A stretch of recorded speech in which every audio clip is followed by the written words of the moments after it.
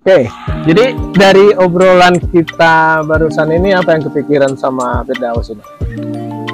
Ya, karena kan gini Bang, kami dari kelembagaan sendiri selama ini kan kalau kepingin mencegah keterlanjuran yang sudah suku anak dalam lakukan tentang tanaman sawit ini kan sudah tidak mungkin lagi Bang.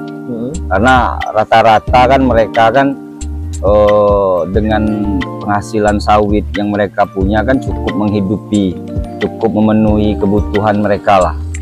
Nah, yang bisa kami lakukan selama ini ya itu cuman mensosialisasikan gimana perkebunan sawit yang sudah mereka tanam itu jangan ditambah lagi. Yang ada itu pun kalau menurut skema pemerintah kan harus ditumpang sarikan dengan tanaman-tanaman yang memiliki oksigen biar lingkungan di sekitar pemukiman atau di wilayah-wilayah jelajah suku anak dalam ini tidak begitu rusak oleh sawit. Nah, kan informasi terbaru dari yang Abang sampaikan tadi, sawit ini ternyata kalau sepintas saya terima kan tidak memberi dampak, ya mungkin ada dampak kerusakan lingkungan yang diakibatkan oleh sawit, mungkin ada, mungkin dari penggunaan pupuk kimia mungkin ya kan. Tapi kan kalau untuk lingkungan, untuk oksigen, untuk pencegahan emisi karbon, ternyata sawit ini punya dampak positif tentang perbaikan lingkungan. Malah lebih besar ya? Malah lebih besar. Yang hari ini kami dari secara kelembagaan itu masih terus mensosialisasikan nih sawit ini tidak berusaha gitu ya kan. Setelah ini saya berpikiran wah, kenapa ini saya larang gitu. Nah, sementara selama ini kan kalau saya presentasikan untuk melarang ini mah 0% keberhasilan yang saya lakukan itu tidak berdampak, tidak berhasil. Saya mensosialisasikan jangan tanam sawit, jangan nanu. Sementara suku anak dalam yang masih ada lahannya yang kosong-kosong, mereka terus tanami sawit gitu kan.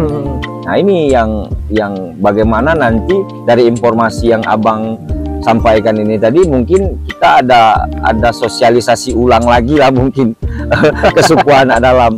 Yang jelas mungkin ya kalau tegakan hutan yang masih bagus ya jangan dirubah ya kan. Tapi kalau yang sudah terlanjur ya memang itu sebagai pemenuhan kebutuhan sehari-hari mereka ya silahkan. Mungkin ada Bang yang ingin saya tanyakan lagi Bang. Dari tanaman sawit itu Bang, apakah ada masanya? Kalau misalnya sekian tahun ini baru bisa menyumbangkan oksigen, atau memang dari awal tanam mereka itu sudah berkontribusi tentang pemberian oksigen, pencegahan emisi karbon Bang? Nah, jadi gini, sepanjang dia sudah melakukan fotosintesa berarti kan dia sudah menghasilkan dan menyerap, iya kan gitu. Nah, semakin dia berumur kan itu ibarat siklus matahari ya, begini melingkar dia gitu. Nah, pada puncaknya itu tadi 64,5 ton emisi karbon bisa dia serap, lalu menghasilkan 18,7 ton oksigen per tahun per hektar per tahun gitu loh. Nah, jadi kalau kita bicara sawit ini memang nggak ada habisnya gitu. Hanya saja itu tadi bahwa terlalu lama yang namanya persaingan bisnis ini ada, bermunculanlah isu-isu tentang sawit itu jelek gitu. Termasuk juga sebelumnya kan dibilang bahwa sawit itu penyebab penyakit jantung, penyebab obesitas, bikin orang gemuk gitu. Padahal sesungguhnya tidak gitu loh. Dan bahkan minyak makan merah itu 1 sendok 1 hari malah bikin sehat, langsung diminum gitu loh. Nah, betul tadi yang Firdaus bilang bahwa meskipun sawit itu sangat menjanjikan, tentu kita juga harus menjaga keseimbangan alam, gitu ya. Itu juga makanya kita para pelaku sawit itu sebenarnya bagaimana sekarang melakukan intensifikasi. Maksudnya di situ adalah tanaman sawit yang ada itu bagaimana produktivitasnya lebih besar, kan gitu. Tentu dengan bibit yang bagus, pola perawatan yang bagus, lalu pola panen yang bagus juga, karena pola panen juga mempengaruhi gitu. Jadi kalau dipanen mengkal itu berdampak ke sawitnya gitu. Nah, jadi gini, hasil penelitian Bappenas tahun 2021 dan data itu ada sama saya, bahwa daratan negara kita ini kan mencapai 191 juta hektar.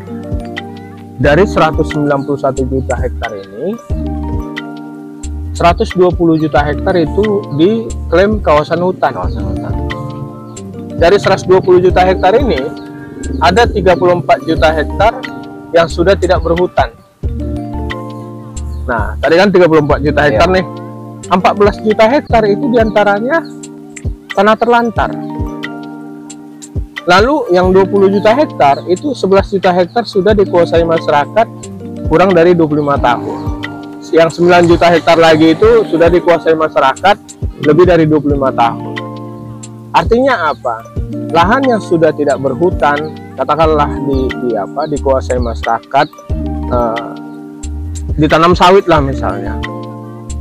Ini kan sebenarnya lebih bermanfaat gitu loh. Dan rata-rata para petani sawit itu kan mengelola belukar yang ada lalu ditanami sawit, kan gitu ya.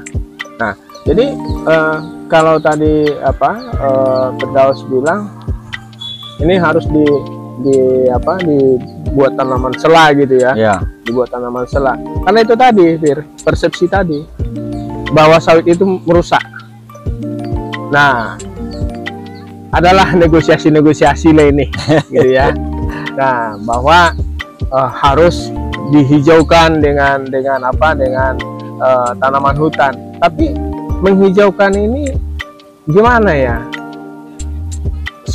Rasanya sudah berpuluh tahun ada penanaman pohon 1 juta hektar, penanaman pohon 2 juta hektar. Pohon itu ada di mana gitu loh. Iya kan? Itu dia. Benar. Nah, lalu pertanyaan yang muncul kemudian juga dari beberapa ahli, sudah ada nggak orang yang sejahtera dari hasil perhutanan sosial? Ada nggak? Kalau sejauh ini belum sih, Bang. Nah, itu dia. Dampaknya ke masyarakat itu belum terasa kan sampai hari ini kan. Nah, jadi ya memang saran saya ya, karena Firdaus intens dengan teman-teman suku anak dalam yang mereka juga warga negara Indonesia yang butuh kehidupan yang lebih baik. Itu tadi ya, silakan saja lahan-lahan tidak produktif yang mereka kuasai, kalau mau ditanam sawit silakan. Tapi itu tadi, ada baiknya yayasan mengedukasi mereka mulai dari pemilihan bibit yang bagus, ya kan.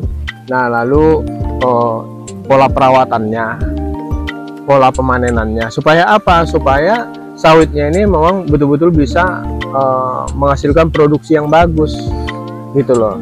Dengan bertanam sawit yang baik ya, tentu kan kita sudah menyumbang nih penyerapan emisi karbon 64,5 ton per hektar per tahun dan menghasilkan 18,7 ton oksigen per hektar per tahun. Nah, lalu muncul pertanyaan Firdaus tadi, bisa nggak ini kita jadikan misalnya semacam bisnis karbon? Ya, bisa. Itu loh.